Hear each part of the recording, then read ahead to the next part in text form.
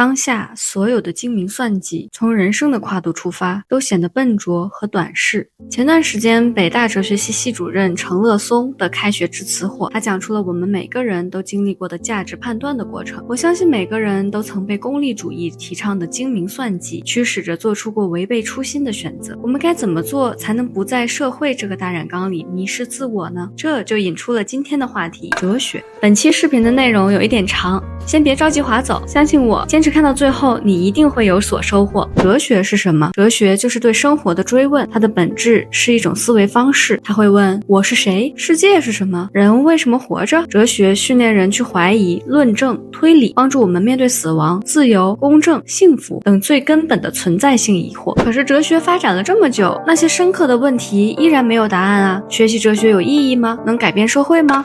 哲学没告诉我们统一答案，但它提供了不同的视角和道路，让我们自己去选择和塑造意义。哲学的意义不是立竿见影的，它可能不会让 GDP 马上增长，但它会酝酿更深远的社会变革。无论是古希腊时期苏格拉底、柏拉图对公民正义的政治哲学讨论，还是卢梭、康德等人提倡的平等、自由和人权的观念，这些思考都推动着社会的前进，人们意识的觉醒。波伏娃在著作《第二性》中提出，女人不是天生的，而是后天被建构的，更是推动了之后平权主义的盛行，主张在法律、教育、就业中性别平等。那这么说的话，哲学提倡这个，提倡那个，我怎么知道哲学不是另一种宣传主义啊？要讨论这两者的区别，还要看他们的目的。宣传的目标是说服你相信、认定一个标准答案，而哲学的目标是追问，甚至鼓励不同立场的对话、辩论。宣传让你停下来，哲学让你问下去。有时，哲学思想确实会被利用，变成宣传工具。柏拉图的《理想国》被后人解读为哲人王的政治宣传，马克思主义哲学也曾被僵化为官方意识形态。但究其根本，真正的哲学始终保持着批判和怀疑的精神。如果一个所谓的哲学思想完全拒绝自我怀疑，那就更接近宣传。哲学和科学的关系是什么？哲学主张怀疑批判，那我也要怀疑科学吗？怀疑不是否定，科学也不是真理本身。科学的结论总是暂时性的，可以被新的证据推翻。科学会告诉我们能做什么、怎么做，但不能回答该不该做。比如基因编辑，科学能实现，但是我们该不该用它来设计婴儿呢？这是需要哲学思考的伦理问题。哲学的角色是监督，不让科学成为新的宗教或宣传。就像牛顿力学曾被认为是绝对的真理，直到相对论和量子力学的出现。哲学监督我们看待科学的角度，提醒我们科学是不断修正的过程。如果人们不在乎科学，不参与哲学问题的讨论，不去怀疑和反思，不去认识自己，会怎么样呢？在个体层面，人的生活会比较自动化，被惯性、潮流、外部声音推着走，更容易被操控，容易接受宣传、广告、权威灌输的价值观。社会层面，如果大家都不在乎哲学问题，公平、正义、人权等概念会被权力和市场随意解释，最终走向极权主义。就像当时的纳粹德国，很多普通人只是没有思考，放弃了个体的价值判断，最终产生了平庸之恶，变成了罪恶的帮凶。可是纳粹运动在德国也有不少哲学家支持吧？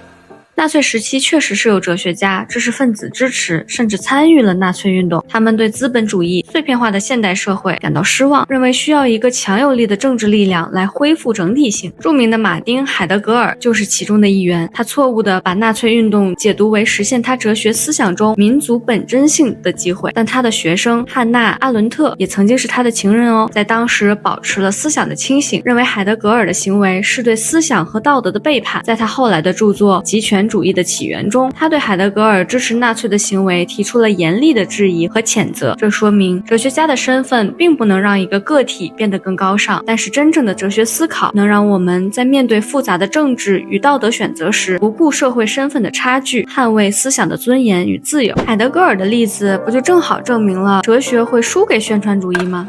短期来看会的，因为宣传主义给人快速答案、情绪满足，比哲学的复杂思考更容易流行。在社交媒体时代，简化的口号比深度思考更有传播力。长期来看，宣传主义无法回答根本性的问题。当宣传带来的现实困境显露出来，人们就会重新转向哲学思考。宣传能赢得注意力，而哲学能赢得时间。为什么宣传主义比哲学更容易让人满足呢？哲学难道是违背生物性的吗？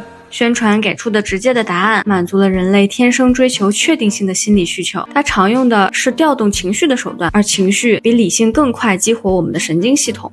宣传给人一种站在队伍里的安全感，让习惯群居的我们更自在，而哲学要求的是不断追问，逼你承认没有绝对确定性，这和人类本能渴望清晰结论带来的稳定感是冲突的。哲学要求你独立思考，怀疑群体共识，这对人类来讲是十分痛苦的，它超越了生物本能的层次，跨过生物性的舒适区，但我们之所以为人，就在于我们能不被生物本能所困。所以这个世界是否存在一个真实最优的价值观？真的有确实的应该和不应该吗？我怎么知道哲学不是单纯为了反驳而找事儿呢？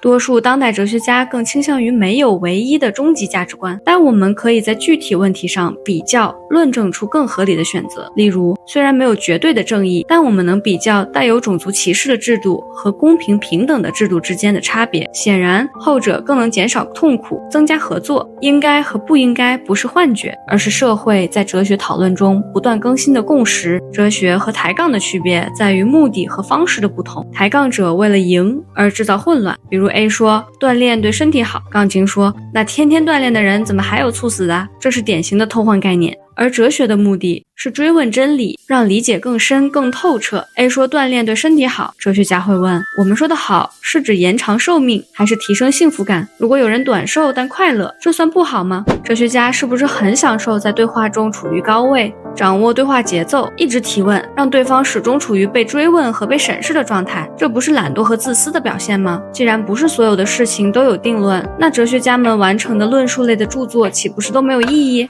没错，苏格拉底在雅典的街头不断的提问，在公共场合以提问的方式挑战权威，逼人承认自己的无知，最后被判处死刑。他把自己比作接生婆，透过不断的追问，帮助别人把自己心里的真理生出来。所以他的名言是，我只知道，我一无所知。但他并不是只会提问，没有立场。他曾给出一些人生的重要原则，比如人要追求灵魂的善，而不是财富或权力。历史上很多哲学家也不满足于只提问，会尝试提出系统性的解答。柏拉图的理念论、康德的三大批判、维特根斯坦的语言游戏，它们本质上是框架，让我们用不同的方式理解世界。哲学著作不是无意义的答案堆砌，而是思想的实验记录，就像是一条登山线路图，不一定是通往山顶的唯一道路，但它让后人知道这里有个方向，记载了哪里有危险，哪里有风景。回到话题的最开始，北大哲学系主任程乐松教授在开学致辞中还说了这样几句很有力量的话，我想在影片的结尾分享给大家。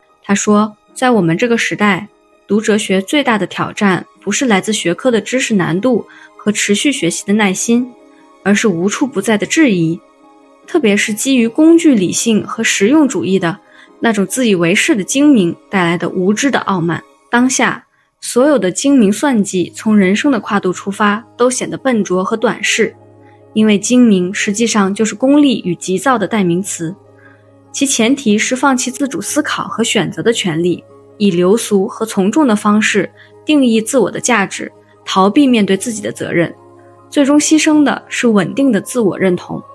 看似精明的算计不仅会造成持续的浮躁和急切，还会因为沉溺于想象出来的远大前程而消磨当下的专注和热情。